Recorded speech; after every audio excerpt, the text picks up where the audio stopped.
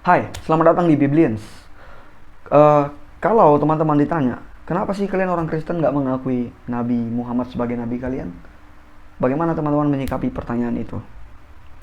Oke, kali ini kita akan berbagi 4 alasan praktis atau 4 jawaban kenapa Nabi Muhammad bukan nabi orang Kristen. Kenapa kita orang Kristen nggak mengakui Nabi Muhammad? Yuk kita bahas.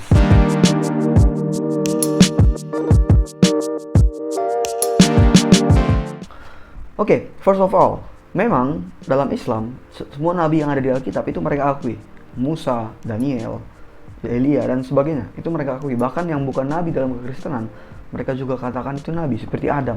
Adam itu dalam Islam nabi, Nabi Adam. Padahal dalam kekristenan Adam itu bukan nabi. Tapi ya bagi mereka itu nabi. Jadi simpelnya, intinya mereka akui semua nabi yang ada di Alkitab. Tapi kenapa saat itu ke Al-Quran orang Kristen nggak mengakui nabi di dalam Al-Quran, yaitu nabi yang mereka sebut nabi terakhir, yaitu Nabi Muhammad? Setidaknya ada 4 alasan yang akan kita bagi. Yang pertama, ini sangat penting.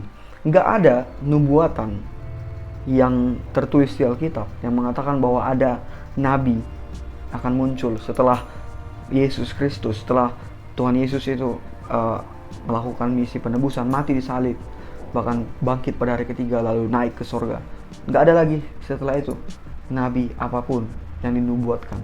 Kalau ada yang bilang, ada Nabi Muhammad dan dinubuatkan di dalam Alkitab, contohnya di Kidung Agung, di kitab Yohanes dan yang lain, itu nggak usah dipercaya, karena nggak ada sama sekali nubuatan Nabi Muhammad di Alkitab. Aku udah bahas di video yang sebelumnya, nubuatan Muhammad di Yohanes, nubuatan Muhammad di Kidung Agung katanya. Silahkan klik linknya di kolom deskripsi ini, di bawah ini. Jadi simpelnya nggak ada nubuatan apapun tentang nabi berikutnya, siapapun itu. Dalam hal ini Nabi Muhammad nggak ada dinubuatkan. Sementara nabi-nabi di Alkitab itu track recordnya jelas di Alkitab itu. Seperti tentang Yohanes Pembaptis, itu dia sudah dinubuatkan jauh-jauh di kitab Yesaya. Seperti kedatangan Yesus itu udah dinubuatkan jauh-jauh di Perjanjian Lama, ratusan tahun sebelum Yesus ada. Itu sudah dinubuatkan sebelum Yesus jadi manusia di bumi ini. Tapi untuk setelah Yesus gak ada lagi nabi. Jadi nubuatannya gak ada, apapun cerita yang menceritakan tentang nabi berikutnya gak ada, sama sekali gak ada. Oke, jadi kita menutup kemungkinan adanya nabi berikutnya setelah karya Yesus selesai.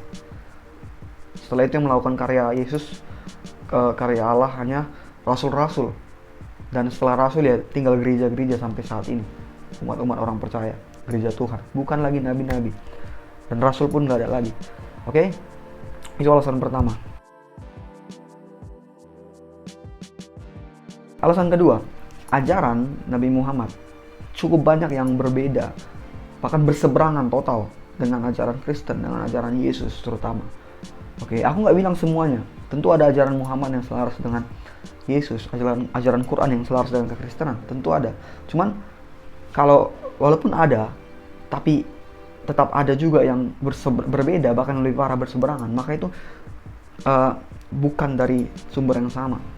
Maka itu bukan dari Yesus, bukan dari Alkitab. Dan dalam ajaran Muhammad di Al-Quran juga banyak sekali ajaran berbeda, dan yang paling signifikan itu berseberangan, bukan sekedar berbeda. Contoh sederhana seperti tentang sorga.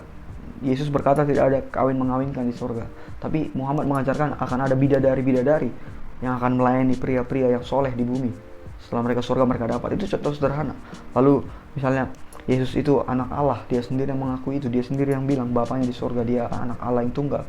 Tapi Muhammad berseberangan, bilang Allah nggak punya anak. Jadi itu 2 contoh sederhana, dan yang lain sudah pernah aku bahas di video yang sebelumnya tentang Islam. Kalian bisa buka playlist di channel ini, playlist berjudul Respond to Islam. Kalian bisa lihat di situ, teman-teman. Jadi alasan kedua, ajaran yang berbeda bahkan berseberangan. Ini kenapa kita orang Kristen tidak menerima Nabi Muhammad sebagai nabi kita. Belum lagi ajaran Yesus yang absolute love, kasih yang sempurna gitu. Kalau ditampar pipi kiri, kasih pipi kanan. Tapi Muhammad ada mengajarkan seperti menyebarkan Islam dengan perang. Kalau nggak percaya Islam bisa dibunuh. Seperti jihad zaman sekarang, halal darahnya dan sebagainya. Itu sungguh berseberangan. Jadi alasan kedua kenapa Kristen tidak menerima Nabi Muhammad. Alasan yang ketiga bukan cuma soal ajaran berbeda, tapi lebih lagi dari itu. Dalam Galatia dikatakan kalau ada rasul dari rasul-rasul Kristus atau rasul lain yang mengaku mendapatkan sesuatu dari Tuhan, dari Allah, lalu dia memberitakannya dan ternyata itu berbeda dari Injil yang sudah ada, Rasul Paulus di Galatia mengatakan terkutuklah dia yang memberitakan itu, karena memberitakan hal yang berbeda dari Injil yang sudah ada. Dan dikatakan juga bahkan kalau malaikat sekalipun yang turun lalu memberitakan hal berbeda dari Injil itu, terkutuklah dia, maka dia akan dikutuk oleh Tuhan, oleh Allah. Jadi nggak ada cerita mau manusia, mau nabi kayak, mau rasul kayak, mau malaikat sekalipun, kalau yang diberitakan berbeda, maka itu bukan dari Tuhan. Nah, seperti poin 2 tadi, ajaran Nabi Muhammad banyak sekali yang berbeda, bahkan berseberangan dengan Yesus, dengan kekristenan. Maka itu tidak bisa kita terima sebagai nabi kita, sebagai ajaran kita orang Kristen. Alasan keempat, yang terakhir, kenapa kita nggak menerima Nabi Muhammad sebagai nabi kita? Karena di dalam kitab Wahyu yang ditulis oleh Rasul Yohanes saat dia di Patmos, dibuang di Patmos, jelas dikatakan tidak ada yang boleh mengurangi atau menambahkan isi kitab ini yang sudah ada ini. Kalau dikurangi atau bahkan ditambah-tambahin di sini, maka murka Tuhan pasti ada pada orang tersebut yang menambah atau mengurangi isi Alkitab, isi firman Tuhan itu. Jadi dengan wahyu itu, dengan perkataan itu, pernyataan itu, maka jelas Alkitab, kitab firman Tuhan berakhir di penulisan wahyu itu. Karena sudah dikatakan itu materainya, sudah ditulis begitu, jangan dikurangi atau ditambahi. Berarti tidak bisa lagi ada penambahan berikutnya. Orang Kristen tidak bisa mengakui kitab berikutnya karena ayat itu jelas diwahyukan oleh Tuhan Allah kepada Yohanes. Jadi nggak ada penambahan berikutnya. Karena nggak boleh ditambah, dikurang nggak boleh, ditambah nggak boleh. Nah, jadi sementara Nabi Muhammad membawa kitab baru, yaitu Al-Quran, dia dapat wahyu dan menulis kitab baru, memprakarsai penulisan kitab baru itu, maka Kristen tidak bisa menerima baik Nabi Muhammadnya maupun Qurannya. Aku juga udah bahas videoku sebelumnya, kenapa Kristen menolak Al-Quran sebagai kitabnya. Kalian bisa klik di deskripsi teman-teman untuk yang belum nonton. Jadi kenapa kita tolak? Karena Nabi Muhammad membawa tulisan baru, kitab baru. Sementara di Wahyu yang ditulis Yohanes sudah dikatakan tidak bisa ditambahi atau dikurangi. Sangat-sangat menentang Tuhan kalau menambahi lagi atau mengurangi.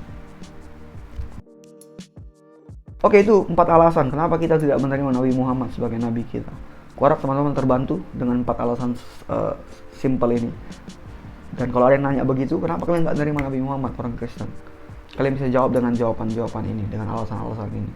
Oke, kalau teman-teman punya alasan lain di luar yang 4 itu, boleh ditambahkan. Silakan komen di kolom komentar kenapa orang Kristen tidak menerima Nabi Muhammad. Ya, tapi tentu harus berdasarkan firman Tuhan, jangan ada mengejek atau menjelek-jelekan dan sebagainya. Oke, kurasa itu aja. Kuharap kalian terberkati. Dan seperti biasa, bye.